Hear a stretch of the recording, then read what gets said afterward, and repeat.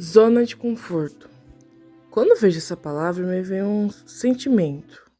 Vários, na verdade. Um mix de emoções, como se não fosse apenas palavras. Caso você não saiba o que é, eu vou te explicar. A zona de conforto é o que provavelmente você está fazendo agora. Deitado numa cama ou sentado no sofá enquanto está assistindo esse vídeo. Calma, não se resume apenas a isso. Só de você estar dentro da sua casa ou repetindo o que você faz todo dia, já significa que você está dentro dela. É a sua rotina do dia a dia, em que você faz coisas simples, sem incômodo, preocupação e angústia. Às vezes tem, mas como eu disse, às vezes. Tá, e qual é a parte ruim? Bem, vai de casa de cada um, né? Tipo, eu no terceiro ano, este ano, e tenho que trabalhar bastante, estudar bastante, desculpa. Já que vou participar do Enem e outros vestibulares. Está muito difícil para mim conciliar meus estudos com minhas obrigações, porque eu não tinha esse costume antes. Não era da minha rotina, não fazia parte da minha zona de conforto. Ah, e como você descobriu? Simples. Eu achava que simplesmente não ia dar conta de tudo e a primeira coisa que me passava na minha cabeça era desistir. Isso quando eu começava alguma coisa, mas ficava procrastinando. Foi quando eu conversei com a minha mãe e descobri o porquê de eu rejeitar tanto essa mudança. Não importa o quanto quisesse ou tanto de motivação que eu tivesse, sair da minha zona de conforto me deixava desconfortável. E não que a zona de conforto seja algo totalmente ruim. Na verdade é o oposto, já que conseguimos pensar, viver e descansar melhor a partir dela. Mas temos que impor limites, porque se não colocamos limites, a gente não consegue alcançar nossos objetivos, e para nós não sentirmos mal com aquilo, nós criamos uma saída, uma válvula de escape para fugir daquilo e tentar pensar que a culpa não é sua, mas quando você cai na realidade, percebe que era sua escolha, sua responsabilidade, a culpa é sua. Vou falar o nome de um filósofo, perdão se eu falei errado. E Jean-Paul Sartre dizia exatamente isso. Que quando nós percebemos que somos totalmente livres, sentimos angústias, porque o peso das nossas escolhas vem e a culpa que elas trazem quando não são as certas é apenas a nossa. Uma das minhas maiores vontades esse ano era passar na Federal, especificamente na USP. Loucura, né? Parece algo impossível e por um tempo eu acreditei que realmente era impossível. Eu não consigo nem estudar direito, como eu vou passar?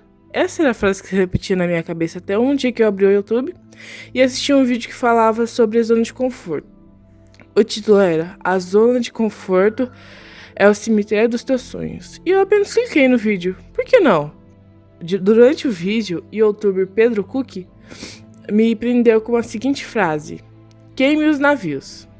A frase vem de um livro de Robert Greene, 33 estratégias de guerras, e o que mais me prendeu a ela foi o jeito que abriu meus olhos. Mostrou que quando queimamos nossos navios, a gente só precisa de uma saída, dar o nosso máximo para aquilo que planejamos dar certo. Então, quando se sentir perdido, queime os barcos e afunde os navios. Dê o seu máximo pelos objetivos, mesmo que pareça difícil ou impossível naquele momento. Ao tentar sair da zona de conforto, nos deparamos com o desconforto. Esse é o verdadeiro desafio para quem tenta se libertar. O exemplo do livro A Crise do Conforto é o personagem principal. Ele é um alcoólatra que bebe todo dia, e no outro anseia por mais. Então, de repente, ele percebeu que precisava parar. Ele estava repetindo a mesma coisa, e isso o atormentava. E aos poucos foi deixando o álcool, mas claro, isso não foi algo fácil. Afinal, ele deixou o que confortava e sobreviveu com o desconforto. O agudo inferno físico da abstinência durou dias. Houve dores de cabeça, náuseas, exaustão, tremedeiras, sudores e outros infernos. Isso mostra que sair da sua zona de conforto é dificultoso, mas no final terá suas recompensas. O conforto de muitas pessoas é o celular.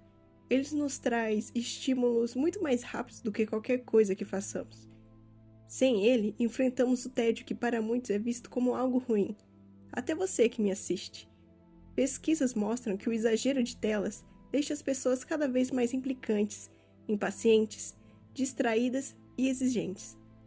Esse exagero é um fast food para a mente, como dizia Dunkard. O tédio é um desconforto, porém ele está tentando nos dizer sobre nossa mente, nossas emoções, ideias, desejos e necessidades. O desafio é descobrir os desconfortos que engolimos com o conforto. Tenho certeza que atravessar esse caminho mostrará um potencial que só você pode descobrir.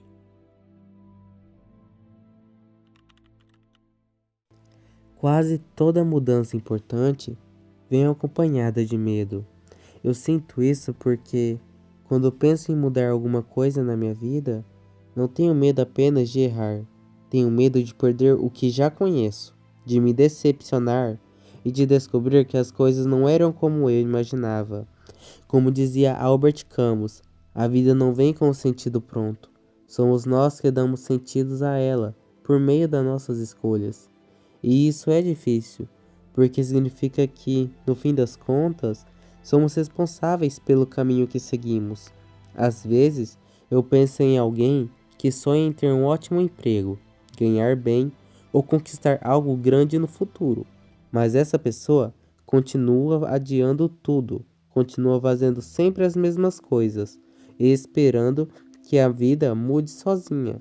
Talvez hoje ela se sinta confortável, sem precisar enfrentar tantos desafios, mas lá na frente pode acabar enfrentando uma consequência muito maior: olhar para trás e perceber que teve oportunidades, mas não teve coragem de tentar.